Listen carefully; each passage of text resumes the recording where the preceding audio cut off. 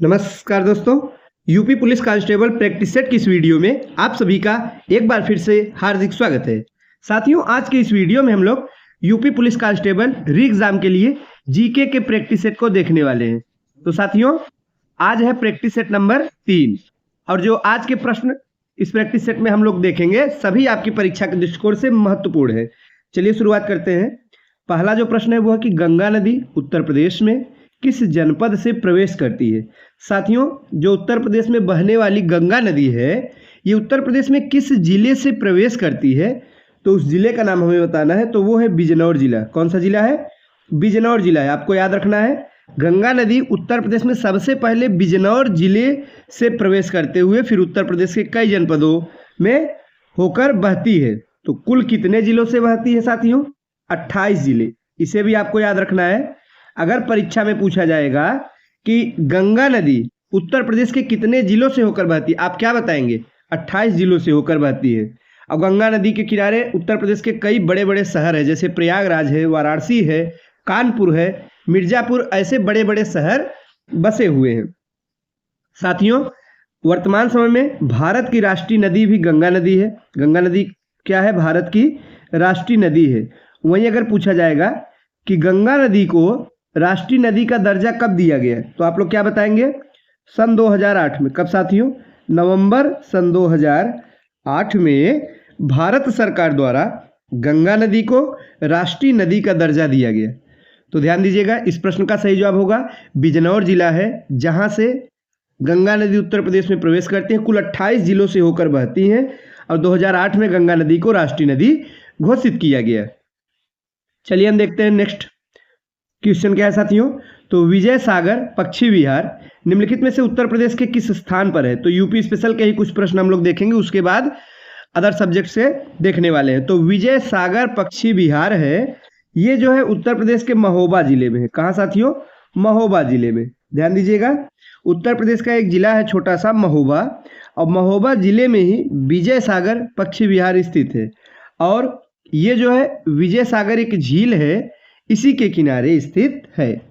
Next है कि उत्तर प्रदेश में लाल मिट्टी मुख्यतः पाई जाती है। तो किन किन जनपदों में मुख्य रूप से लाल मिट्टी पाई जाती है? तो साथियों, मिर्जापुर और झांसी में। कहाँ पे?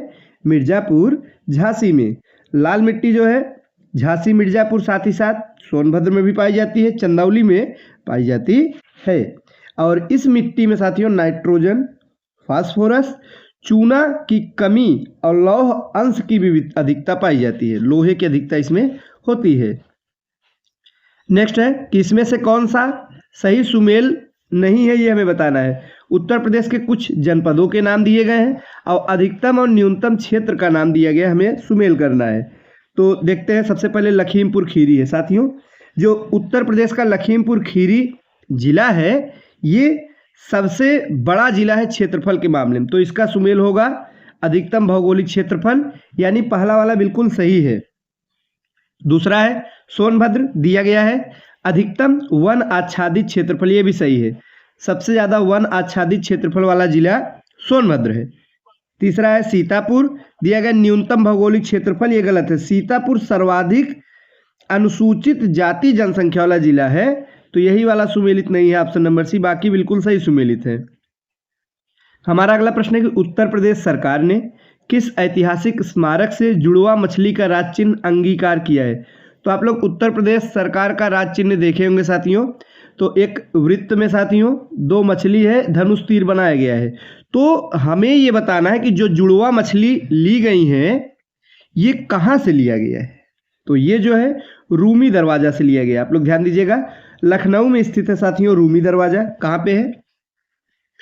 उत्तर प्रदेश की राजधानी लखनऊ में है रूमी दरवाजा, और रूमी दरवाजा से ही जुड़वा मछली का राज चिन्ह अंगीकार किया गया, यानी कि लिया गया है।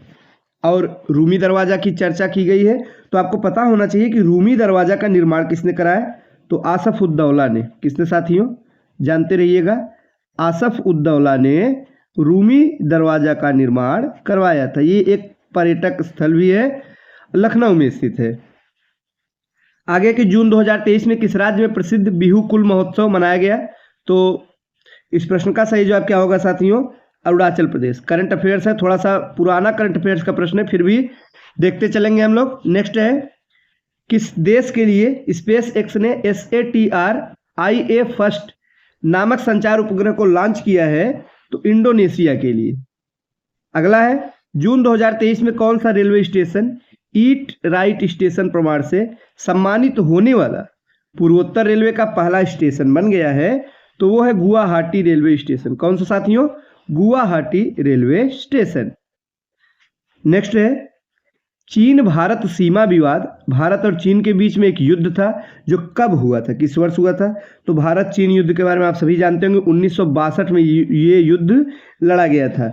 सन 1962 में भारत और चीन के बीच में हुआ था और 20 अक्टूबर 1962 में चीनी सेनाओं ने भारत पर आक्रमण कर दिया था। तो साथियों उस समय भारतीय सेना युद्ध के लिए तैयार नहीं थी। तो आप लोग ध्यान दीजिएगा कि आपको डेट याद रखना है, जो सन है वो है 1962। आगे की हर्यक वंश से मगध के पहले शासक कौन थे? तो हर्यक वंश में जो मगध के पहले शासक थे वे थे बिंबिसार। कौन साथियों? बिंबिसार।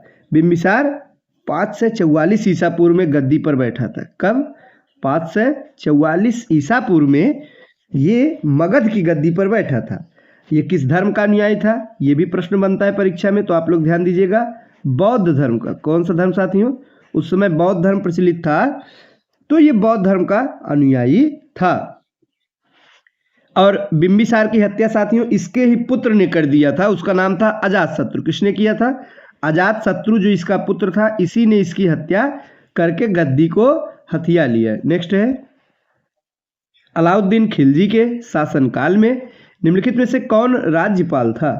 तो गयासुद्दीन तुगलक। कौन साथियों?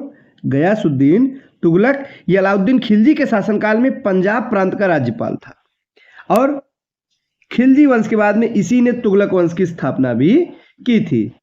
नेक्स्ट है, किस वर्ष में भारत में ब्रिटिश औपनिवेशिक सरकार द्वारा मॉन्टफोर्ड सुधार रिपोर्ट प्रस्तुत किया गया था? तो साथियों 1918 में। कब किया गया था?